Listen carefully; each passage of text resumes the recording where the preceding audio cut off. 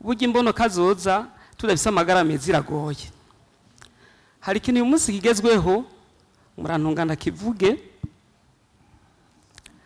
hari inzoga zikorwa ziza mu bubuni,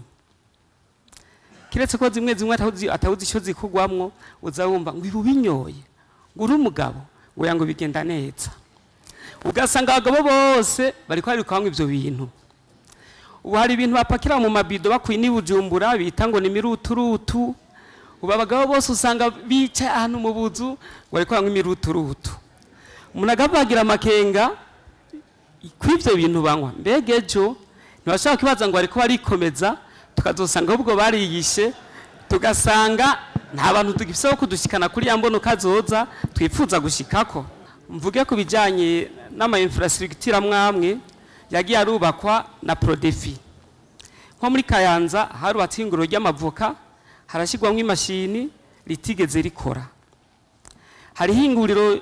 ry'ifu y'ibigori ahantu bita mu Maramvya muri Muhanga, n'iry'umuceri nayo nyina akora nabi. Tukibaza yuko mwene izo nyubako by'ukuri zubatswe ntizogombye kubakwa kugira ngo zizosaze ataco zifashije igihugu. Hari n'umugambi wa LV wa Tsane 2 wubatse amazu y'ubwiherero meza ya kijambere muri Kanzangozi ngo na Muyinga, ariko atigeze akora, kandi ngira byari guterera mwa ryasuku twifuza ko ryobaho. Mugabo uyu munsi hamwe yarononeka atigeze akora. Tukibaza yuko mwofasha kugira ngo izo nyubako zishobore by'ukuri kugira ico zimariye abene gihugu. Kubijanye n'ifumbire, abene gihugu baridoga yuko baburi ifumbire, ariko ugasanga mu badandaza iri yigurishwa ku kilo 4,000 5,000. Bakagira amakenga ko bari abantu bakomande amakantite manini banyegeza bagaca baja gucuruza. Bisigura ko ariko barafrena ya mbono kazoza mu gihe mushaka ko igisata cy'urimyi gitera imbere, abandi bakanyegeza ifumbire, bakanyegeza n'imbuto y'ibigori. Ugasanga agapaki kari 180. Twagiye twumva nyiri cyubahiro yuko ari n'abantu basiga imiti imbuto z'ibigori, bagaca batoratura buryo busashe bwajemwo pane, bakongera bagashona, bagaca baja hagati mu misotsi ngo n'imbuto ya kijambere bajanye. Ngira byo kurikiranirwa hafi. Ukijanye n'indero, burya indero icumbagiye biragorana. Ikintu bita indimi mu mashuri, igifaransa n'icongereza ndabivuga uko biracumbagira cyane. Bizotugora gushika ku mbono kazoza mu gihe tugiye mu bindi bihugu, uzosanga n'indimi tuvuga indimi zidafashe. Ngira ikijanye n'indimi cyane cyane mu mashuri, igifaransa n'icongereza byo kwitabwaho cyane. Murakoze nyene icubahiro. None uhigisha urazoraba. Hariho Ministre Akiri Janvier baragize utuntu berekanye kuri WhatsApp, acarambwira ati nukuri je narigiriye mu ishure ndaraba, ati abanyeshure yababajije ati jewe ndazi kwibi ivyitwa amatwi, ati mu gifaransa vyitwa ngo iki. Abana bamuraba gutya mu mwaka wa 5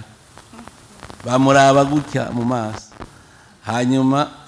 yabajije umwe hariho umwe yavuze ngo les oreilles, bagenda uvyandike, acandika mu Kirundi les oreilles zede bifatanye les oreilles.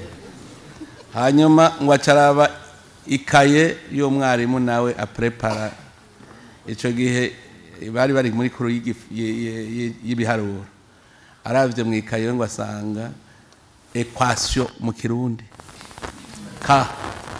equation biri mu Kirundi.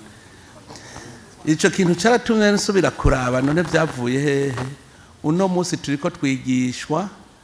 n'abarimu bize muri ca gihe c'amagume aneskorere yamara nk'amezi 3 bagaca bimuka bagenda, abandi nabo bamwe bahora bafatira ko imbugita mwarimu ngo andika amanota.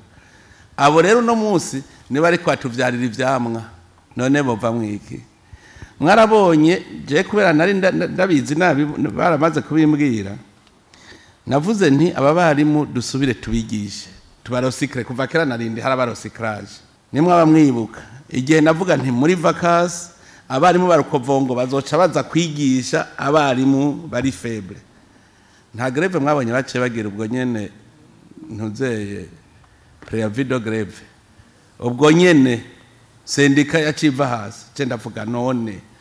mwebwe nyene mutumva kamaro ko kwigisha turiko tuja amajahe tuyo tuja iyumvire guca bavuga ngo bagire grève naranabajije ndinjirayo neza ni kubera iki mwanka recyclage ko abantu babigisha mube capable ngo nukubararaza ngo nukwerekana ko ataco bashoboye ngo imbere y'abana babo niyo justification bazanye ni kibazo rero je navuze nti iyo ushaka amazi meza iminsi yose mwiriba habe amazi atonganutse mugo banza kuyatoba hanyuma hakaza amazi meza urumva mabi azaragenda meza aza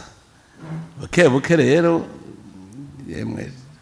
ubu turiko turiyumvira n'ingene erega burya ijya programme yo kwigisha yo kugira amashuri ku mitumba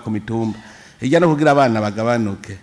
mu minsi iza tugira utu interna muri interna barashobora kwiga nico turavuze abagwiza tunga afisa amahera bubake dortoir na refectoire hama bagire kontkana n'ishure hama abana bazokwirihira indero irashobora kuzogaruka ugasanga hari ibintu biriko biraza kwifumbire hoho ntiwabeshe twaramaze kubibona twasanze nk'ubu umukomeresa arabwira umurimyi mutoyi wewe yikenereye nk'umupfuko umwe ati komanda imifuko 10 jewe ku mupfuko nzoguha 2,200 agaca komanda imifuko 10 mugabo yikenereye umwe gusa umufuko umwe agaca umuhera ko 2,200 wamukomeresa agaca aja kunyegeza abaciye babura agaca azahugurisha kuri bo rero ibyo twabibonye umuti twatoye nuko tugiye kuva kuri ku mutumba best yo yaratanguye igira na statistique amase akenewe kugira ngo ntihagire udeturuna twe twavuze ngo quantity tugaca rusanga badeturunye bagiye kuyanyegeza bibere ku mitumba tumenye tuti hakenewe amasanga nuko tuba tuvyibonera umwe wese amase kuko barazinanye hamwe tuzojana amase ku mutumba duheze turabingene bazokwiba kuko abantu bose babonye hari amahera usanga oya je nabonye ako kageso sinzi yo twagira ngo ni kubera amagume nyene urazi yuko n'umuntu mutoyo ubugiye mu isoko akabona wambaye karuvati icagugura 5,000 icagugura 10,000 icagugura 10,000 ubwo nyene urumva rero umuntu wese afise agatima kabi ntacyo rero tuzogerageza hanyuma ndabasaba ikintu kimwe tugire mobilisation ku isoko kabisa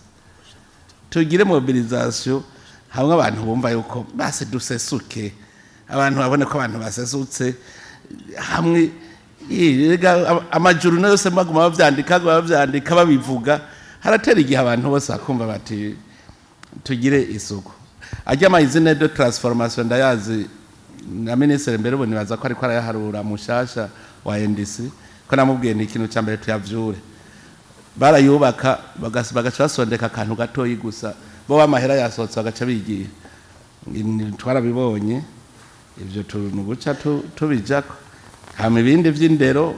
bizova kuri l'autorité locale abantu bavuze bati zurararaza naho nyene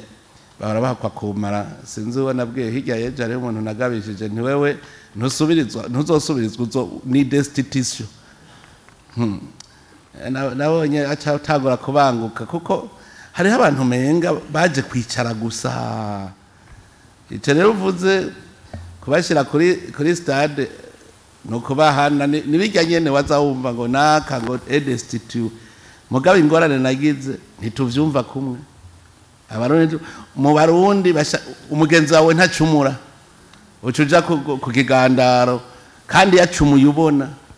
mbe murazi burya ko hari n'abantu bereka umuntu yarya ngo shango bagushize mu ifu ngo nakabare duca duhindura ubu urumva rero wowe utagiye kwiba baca bavuga ko uri umugese hega najewe abantu ndiko ndagwaye igiture ubu barampebeye babaza ngo none ngo bazobaho gute ngo tuzoraba jewe sinshoboye kwibeshaho ndabishoboye hariho abantu rero batazi kwibeshaho iyo rero uri kuragwanya igiturire tuzoraba nawe none ntibambona sindi ngaha jewe nshaka je nihereje manda nzobaza bene gihugu kumwe kwa Samuel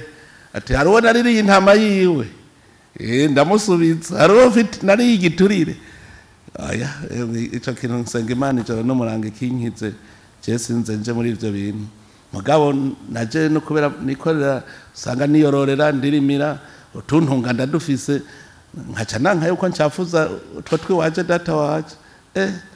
wewe wahora wikamera amata Imana igaca yavuma ugaca usanga nk'iciye ikamwa amaritiro 5 yahora ikamwa 30 n'ubuhozi ngabo turakwiye twese kuza turi kubitagashi tubwirana tuzoza turaregana mugumwe umugenzi wawe ntacumura ndabizi emwe eka mugaye ntimuze mugira ubwoba naho nyene rega none Yezu wewe ntiyari Imana Yuda ntiyabayemo none muzi ko abantu bategeza kugororoka muri guverinoma ntashobora kuburamwo Yuda ategeza ko kandi bari 12 gusa mugaye harabonetsemwo Yuda none twebwe ari bihumbi nitwe twobura Yuda